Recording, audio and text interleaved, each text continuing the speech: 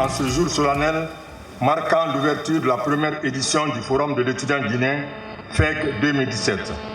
Il s'agit en effet d'un événement d'importance capitale pour notre système éducatif en général et pour l'enseignement supérieur et la recherche scientifique de notre pays en particulier.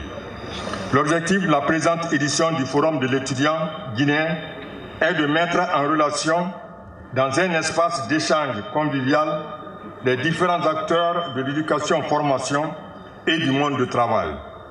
Première du genre, l'édition 2017 réunira durant ces 3 jours étudiants, futurs bacheliers, institutions d'enseignement supérieur et de recherche scientifique, établissements de formation professionnelle, d'enseignement technique et de formation générale et autres acteurs de l'éducation autour du monde socio-professionnel et de l'entreprise. Le Forum de l'étudiant guinéen est une occasion pour nous, étudiants et cadres de demain, appelés à servir la nation dans les règles de l'art, de mieux nous imprégner sur les différentes formations offertes par nos différentes institutions d'enseignement supérieur, publiques et privées. Cet espace d'échange permettra de créer non seulement une harmonie entre les étudiants, en évitant toute discrimination ou complexe de supériorité, qui sont souvent dus à la méconnaissance de la valeur qu'incarne chacune de ces institutions, qu'elles soient publiques ou privées. Ce forum permet également à nos frères bacheliers de mieux connaître les offres de formation, afin d'avoir une meilleure orientation au moment de leur choix. Donc, l'occasion est également mise à profit pour attirer l'attention de nos décideurs et cadres du département sur certaines tâches qui handicapent la formation en Guinée. La première est le manque de formateurs pour certaines filières dans nos institutions d'enseignement supérieur, le manque de laboratoires, d'ateliers, d'équipements pour les travaux dirigés et pratiques, pour nous permettre d'être au même niveau d'information scientifique que les autres. La fourniture du Wi-Fi pour favoriser l'accès à l'Internet est insuffisante ou fait défaut. En dépit de l'initiative présidentielle de connexion à l'Internet, par endroits le manque d'électricité. Souvent le facteur est limitant. Et pourtant, avec le système LMD qui oblige l'apprenant d'être au centre de son savoir, donc de construire son savoir, les TIC sont une nécessité incontournable pour que ce système soit une réalité, au risque de produire l'effet contraire. À cette heure du numérique, nous faisons un plaidoyer auprès de nos responsables pour qu'ils encouragent la formation de nos formateurs à l'utilisation des TIC afin d'instaurer des cours interactifs comme tradition dans nos IES. Nous pensons que si l'État arrive à trouver solution à ces points parmi tant d'autres, ceci contribuerait à revaloriser les diplômes des IES en Guinée. Je souhaite que ce forum ne se limite pas à cette première édition, car il a beaucoup d'avantages.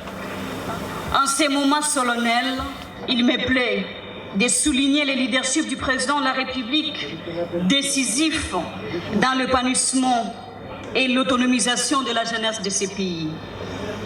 Après avoir visité quelques projets du ministère de la Jeunesse ce matin depuis notre arrivée, votre volonté, votre soutien sans faille à l'organisation de cette première édition du Forum de l'étudiant guinéen vient une fois encore rehausser votre engagement dans le développement de la jeunesse de ces pays.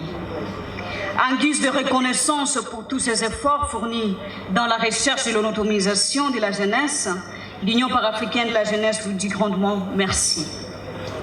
C'est avec beaucoup de plaisir que j'interviens aujourd'hui devant vous en cette première journée du forum qui porte sur découvrir la richesse des formations universitaires pour un meilleur choix de son parcours.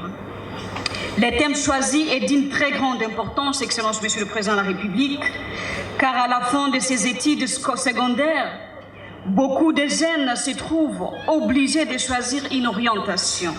Chacun a ses atouts, ses intérêts, ses limites, ses rêves. C'est un des choix de vie. S'orienter, c'est trouver son chemin, ce qui constitue le terme naturel de toute éducation. Orienter, c'est aider à trouver un chemin, ce qui constitue un objectif majeur de tout système éducatif. La question de l'orientation est donc fondamentale.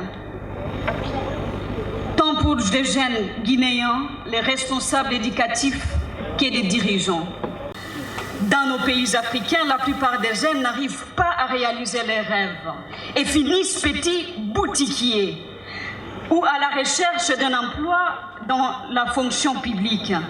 Cette tendance résulte essentiellement des nombreuses lacunes de la politique de promotion de la créativité des jeunes dans le domaine des affaires. Que vive la jeunesse guinéenne, que vive la jeunesse africaine. Je dis et je vous remercie. Le Forum de l'étudiant guinéen, premier du genre dans l'histoire du système éducatif guinéen, voudrait traduire la volonté ardente du président Alpha Condé de doter le système éducatif guinéen d'outils d'information et de formation. Il vient de doter toutes nos écoles et universités d'outils informatiques, ce qui présage une bonne entrée dans l'ère des technologies de l'information et de la communication pour nos écoles. Ce forum, je le disais, doit permettre aux institutions d'enseignement supérieur d'être vues, également les institutions d'enseignement technique, d'être vues, d'être présentes et de faire passer leur message à destination de leur public. Il devra permettre surtout de refléter les réalités pédagogiques et professionnelles dans les différents campus de Guinée, mais aussi de l'étranger. L'Afrique n'a pas été au rendez-vous des 3 premières révolutions industrielles. Nous avons subi un très grand retard. Aujourd'hui, il est important que l'Afrique soit au rendez-vous de la 4e révolution industrielle. Comment pouvons-nous être au rendez-vous de la 4e révolution industrielle en maîtrisant le savoir? Le ministre a cité Lee Kuan, il est parti très loin à Singapour, mais avant, le président Nkrumah a dit l'Afrique doit maîtriser le savoir, car pour que l'Afrique se libère, il faut qu'elle maîtrise le savoir. Donc on n'a pas besoin d'aller jusqu'à Singapour. Le président Nkrumah, qui était un très grand visionnaire pour l'Afrique, avait déjà montré cela. Mais